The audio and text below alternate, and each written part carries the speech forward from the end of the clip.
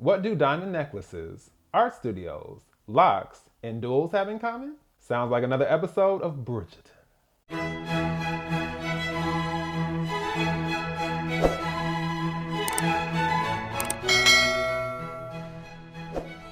Cheerio, everyone. This is D, Movieman, fellow cinephile, popcorn addict, and emerging film critic, coming to you with the reliable recaps, reviews, and reactions. So I am here today with another recap of Bridgerton, Season 1, Episode 4, An Affair of Honor. This episode was directed by Sheree Folkson. She's previously directed for shows like American Horror Story, Doctor Who, Claws, Call the Midwife, Penny Dreadful, City of Angels, and now Bridgerton. So now, let us commence. So we open up this episode with Daphne and the Viscountess Bridgerton entering the Queen's palace. And of course, the whole court is abuzz with the news of how Daphne has captured the prince's attention. Shortly after, the Queen and Prince Friedrich arrive. And before I go any further, once again, the design team comes through. Of course, my eyes went straight to the Queen's hairpiece. And what do I see? Locks piled atop her head in this elegant updo. I was like, come on. I mean, this is a pretty enjoyable show, but I think all of these details really add to it. It makes it all the more fun to watch. So it turns out that Prince Friedrich has a gift for Daphne, and it is a diamond necklace. But as the prince goes to place it on her neck, she suddenly has a moment, and it is not the prince there, but the Duke. He is placing the necklace on her neck. He is touching her neck. His face is very close to hers. She is indulging in this moment. But wait a minute. This is not reality. The prince asks, are you okay? She's like, oh, yeah, I'm fine. I'm fine. She's not fine. The queen says that Daphne will make a fine princess. Well, the problem is Daphne would rather be a duchess, but she's in too deep now. We hit our title credit, and then we hear Lady Whistledown informing everyone on how marrying above one's station is an art form. But for Daphne, going from future duchess to potential princess is a next level achievement. But Lady Whistledown also has a feeling that the Duke isn't ready to give up the fight just yet. Speaking of the Duke, we see him once again at the boxing ring, and he's doing some sparring with a punching bag. His friend Will enters with his wife Alice, and the Duke lets Will know that his business in England will soon be concluded. Now that poses a problem for Will because he has a really important boxing match coming up, the biggest of his career, and if the Duke isn't there to vouch for him, then no one will wager on him because he is not favored to win it. And Alice is over it. She says that Will needs to pummel the self-pity out of the Duke. And she basically tells the Duke, look, I need you to get over yourself so my man and I can make some money. Capiche?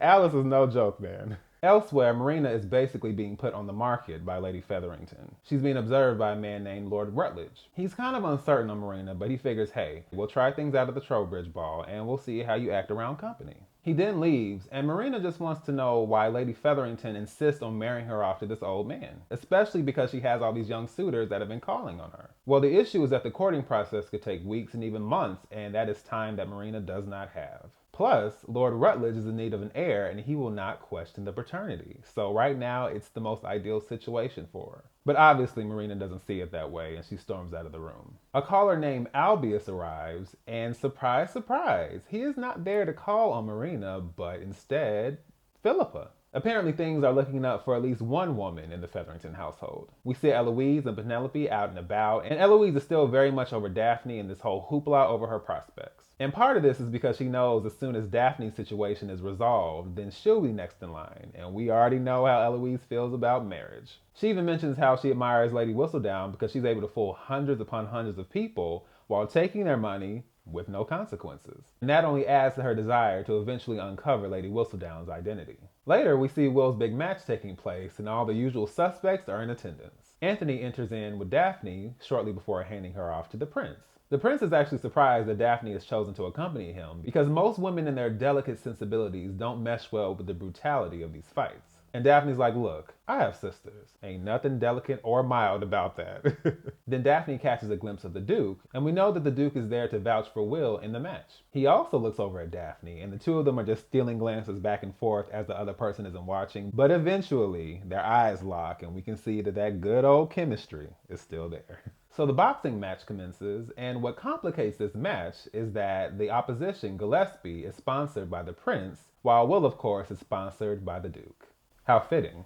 And once again, as the match is going on, the Duke and Daphne are still stealing glances at each other. So eventually Daphne jumps up and she's just like really rooting for Gillespie to win. And for a minute, Gillespie does have Will on the ropes, and it looks like he's going to win. But at the last minute, Will completely takes Gillespie down. He has officially won the match. Well, this is not a good thing for Lord Featherington, who bet on Gillespie, and now he owes quite a few men a lot of money. But he lets them know that, hey, give me 2 days and I'll get you all your money. Benedict is also there in the gentleman's club while this is happening, and suddenly Mr. Granville, the artist from the previous episode, approaches him. He makes a joke about the painting on the wall and wonders if it needs to be skied like one of his paintings. But Benedict apologizes and Mr. Granville tells him there's no need. They have a brief discussion about some of the art on his walls, and then Mr. Granville invites him to his studio, just so he can get a better sense of his art, of his work, and a better understanding of him as well. I will say I felt like I was picking up on something in that conversation, but I'm not 100% sure, so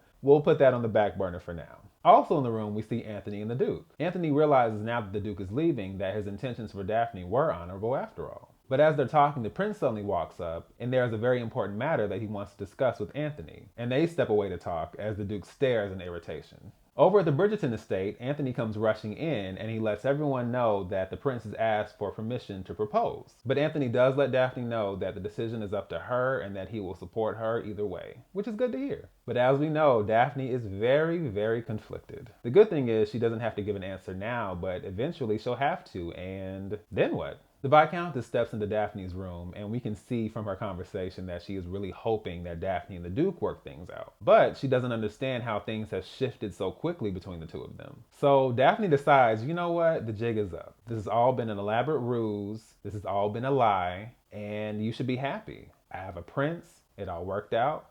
You should be proud. And the Viscountess is confused. She's like, why would I be happy when my whole point was for you to marry for love and not in terms of rank? I mean, I saw what it was like between you and the Duke. And once again, Daphne reinforces it's not real. It was all a lie. It's over now. Don't have to pretend anymore. And she is fighting back tears as she's saying this. So we can see that this is definitely affecting her. But like I said, she's in too deep. Like, what is she going to do about it now? We see the Duke and Lady Danbury, and of course the Duke is still preparing to leave. The servants are packing up everything, and Lady Danbury is just disappointed. She says she expected a whole lot more from the young man she took such pride in raising. She knows that he has really fumbled the ball with Daphne and that love and devotion is a very frivolous thing for him, but look at the history of our country. We were two separate societies divided by color, and then the king and queen came together and everything changed. And the Duke is just like, okay, look, it's great that we've been elevated to nobility. It's great that we're equal members in society, but you know what? He could easily change his mind, and then it's back to square one. So no, I'm sorry. Love does not conquer all. We then jump forward to the Trowbridge ball. Marina is still being forced into courtship with Lord Rutledge, and Philippa is continuing to make progress with Albius. We see Daphne there, and she is looking extremely anxious. Cressida walks up, and of course, Cressida is not pleased at all when it comes to Daphne, because Daphne has stolen away her only chance for happiness. And Daphne's like, you know what? The prince made his choice. Oh well. And she walks over to the prince. Because we've seen Cressida. She's been the main one who has been really throwing it hard at the prince. She has been campaigning hard to make things work with him. And now Daphne has messed all of that up. Over at the Duke's home, the packing arrangements are still going on. And then the Duke looks over and he sees a painting. Well, it's not just any painting, it is his mother's favorite painting. He asks the servant why it's there, and he lets him know, hey, you did ask to have that brought back here. And of course, immediately the Duke flashes back to that moment when he and Daphne were viewing it in the gallery. Elsewhere, we see Benedict finally visiting Mr. Granville. He invites him inside, and what we see next is basically the 1813 equivalent of a paint and sip. There are some partially unclothed women there, and there are quite a few people there who are sketching the women individually. You can tell that Benedict is thrown off, but he also is a little bit impressed. He lets Mr. Granville know that he's jealous of the fact that he can live so freely. Well, Mr. Granville tells him that there are benefits to being the second born. I mean, firstborns have all the responsibility, but secondborns have all the fun. And of course, Benedict himself is second born. We find out that Sienna is also in attendance at the Trowbridge Ball as the entertainment. She is on stage, she is singing a French aria, and of course, Anthony is there staring at her with longing and desire in his eyes. His mother even attempts to introduce him to an eligible young lady, but to no avail. Lady Featherington finds out from Philippa that Lord Featherington has said something to Albius to dissuade him from pursuing Philippa any further. And she's confused. She goes and asks him, like, why are you sabotaging things for our daughter? He's like, well, you know what? It's not a big deal. She can wait until next season. Everybody can wait. No answers there. So Eloise is still on the prowl, and she is in her housekeeper's room rummaging through things. And while she's there, she discovers a box that's filled with several copies of Lady Whistledown's circular. But then the housekeeper catches her as she's doing this. Eloise tries to pull rank, and she's like, I'm a Bridgerton, I'm your mistress, so I demand you tell me what's going on. And the housekeeper is like, I do believe I changed your diapers when you were a baby. I don't know who you think you're talking to, but I suggest you explain to me what you're doing in my room right now. I was cracking up. She was like, I ain't trying to hear none of that. Why are you in here? Well, Eloise has figured it all out. You're Lady Whistledown. The housekeeper's like, she is cracking up. She was like, are you kidding me? Do you really think with all of my duties and responsibilities that I would have the time to do what Lady Whistledown does? Like, seriously? I mean, do you think I'd be working for you all if I had Lady Whistledown's kind of money? I mean, whew. Get out. That housekeeper ain't playing, man. I was cracking up that whole scene. So it looks like there's another name to scratch off of Eloise's list. We see Penelope enjoying a conversation with Colin, but unfortunately Colin is still very much interested in Marina, and he even goes so far as to offer her a dance just to rescue her from Lord Rutledge. Daphne is also dancing with the prince, and we can see that he is definitely working up the nerve to propose to her, but as I said before, Daphne is very conflicted. She doesn't know what she wants, and every time she looks around, she keeps seeing the Duke, so her mind is just not together right now. So before the prince can officially propose, she excuses herself and she runs out into the garden. Like, she tears off the diamond necklace, and she really is like at a loss. She's like, what do I do? And then the last person she would want to see, or not, is standing right behind her, the good old Duke of Hastings, aka Simon. He tells her that he's come to say goodbye, and she's like, why would you say goodbye if we're not friends? And Daphne is over it. She's like, look, you are all over the place. You go back and forth. You're a rake, you're not a rake. You're my friend, you're not my friend. You're sorry and you're not sorry. Like, I'm over it. He once again tries to apologize, and she's like, you know what? I'm good on you. I'm good on your apology. You're leaving. You're going to London. I'm going to marry the prince. We're good. But he asks her, will you really be happy? Is he actually the best man for you? Uh-oh. And once again, Daphne is over it. She's like, who are you to question my choices? I don't question your choices to rake your way across the continent forlorn and alone. I don't have to explain anything to you because I don't owe you anything. I was like, Daphne is letting this man have it. I like this side of her. And he's just staring at her, not saying a word. She's like, hello? And he's still just staring at her. And she's like, you know what? I'm over this. So she turns and she runs into the garden. And of course, he can't help it. The Duke goes running after her as well. He's telling her, hey, stop. It's not safe. It's not safe. She's like, you can't tell me what to do. He finally grabs her. Their eyes lock. And what do you think happens? I mean, all that animosity and frustration and tension has to go somewhere.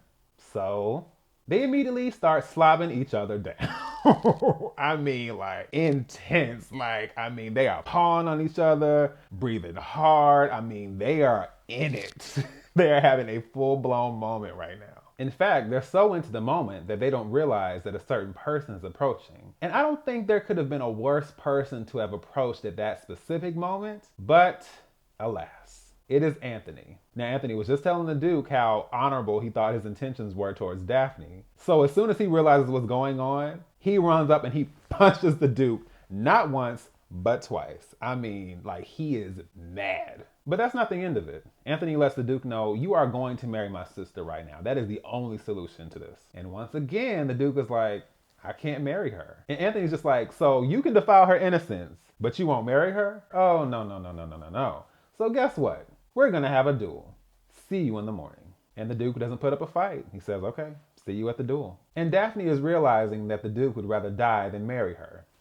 Not much of a confidence booster. Then at the Featherington home, we see Marina going on and on about Colin to Penelope, of all people. She's happy because she knows Colin will propose. He's not like all the other men. She won't have to marry Lord Rutledge. And what's even better is she'll be able to stay in town. So she, Eloise, and Penelope can all be like sisters. And I'm like, oh, Marina, you are really just digging a knife in there. and don't even realize it. Penelope is still reeling from what Marina has just told her when she hears some taps on the window and she sees that Eloise has stopped by. Eloise, of course, is continuing her quest to expose Lady Whistledown, and she is there to give Penelope some of her theories, but this is not the time. And Penelope just has no patience for it. She's like, I don't care. Like, some of us have real issues and real problems. We all can't be a pretty Bridgerton like you. You can tell Eloise is really shocked. She was not expecting all of this energy from Penelope. You know, that's a good friend of hers, so she gets really emotional and she just leaves. And of course, Penelope didn't mean to go that far, but too late now.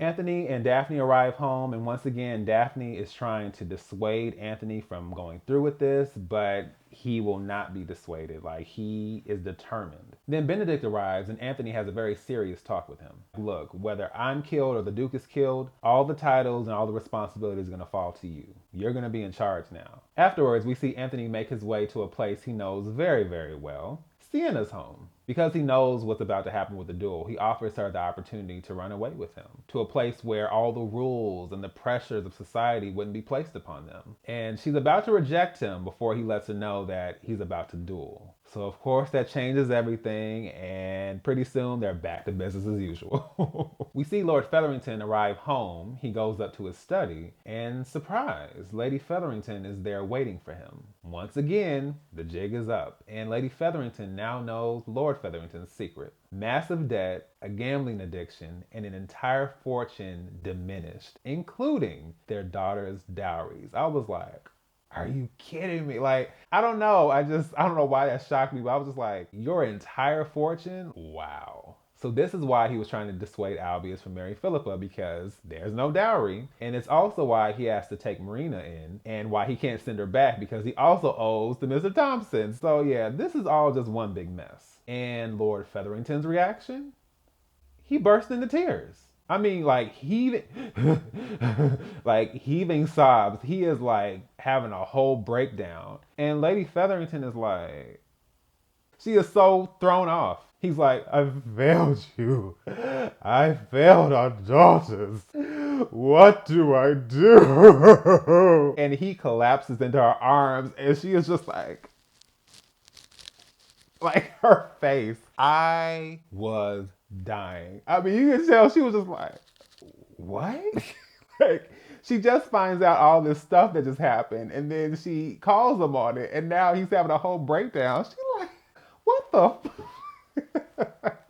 Oh man, oh yeah, that was hilarious. It really, really was. We see Anthony leaving Sienna's home to prepare for the duel, but he's not the only one up. Daphne also can't go to sleep because she knows what's about to go down. She goes to Colin and she asks him where the duel is taking place, but of course he tries to dance around it and not tell her. He's like, you know what, you should just be content with the fact that no one saw what happened in the garden. He's doing this for your honor. But then, Daphne realizes someone did see. And I myself didn't even realize that Cressida had said this and was smiling, but yes, Cressida was the one who was there. She saw what happened. And when Daphne came back in, that's why Cressida had that smile on her face and why she asked her if she had gotten a chill in the garden. Because it's like, well, wait, how would you know she was in the garden? So now all of this is going to be for nothing because she knows and she can easily expose it. So if Anthony does this, it's literally going to be for nothing. So fast forward to the duel. Anthony is there. The Duke is there. This is really about to happen. I was like, come on. They take their steps.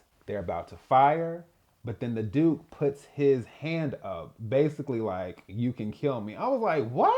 No, don't do it. But then at the worst possible time, Daphne rides right into the middle of the duel as Anthony shoots and the horse bucks and she falls off of the horse. So I'm like, did she get shot? Was she injured when she fell? Like, wait a minute. But no, she's actually okay. But she is there because she realizes there is only one way to resolve the situation. So she takes the Duke aside and she lets him know, look, whether you like it or not, you have to marry me because my reputation hangs in the balance and my family's reputation. And once again, he declines. I'm just like, okay, we know the backstory. Like, we know what's going on. We know why you don't want to do this, but I'm like, are you really going to flush this girl's reputation down the toilet because of that? Like, that's kind of foul. And she says the same thing. She's like, do you really hold me in such low regard? Like, do you despise me? And the Duke finally admits it. He's like, look, if we marry, I would never be able to give you children. You know, you grew up with a house full of love and life and laughter. And with me, you would not have that. I can't ask you to make that sacrifice. And you can see he is prepared to literally let Anthony kill him to resolve the situation. So this is like the ultimate lose-lose. You marry him and you'll never have children. Or the Duke dies and then your brother is on the run, completely out of the picture. Like,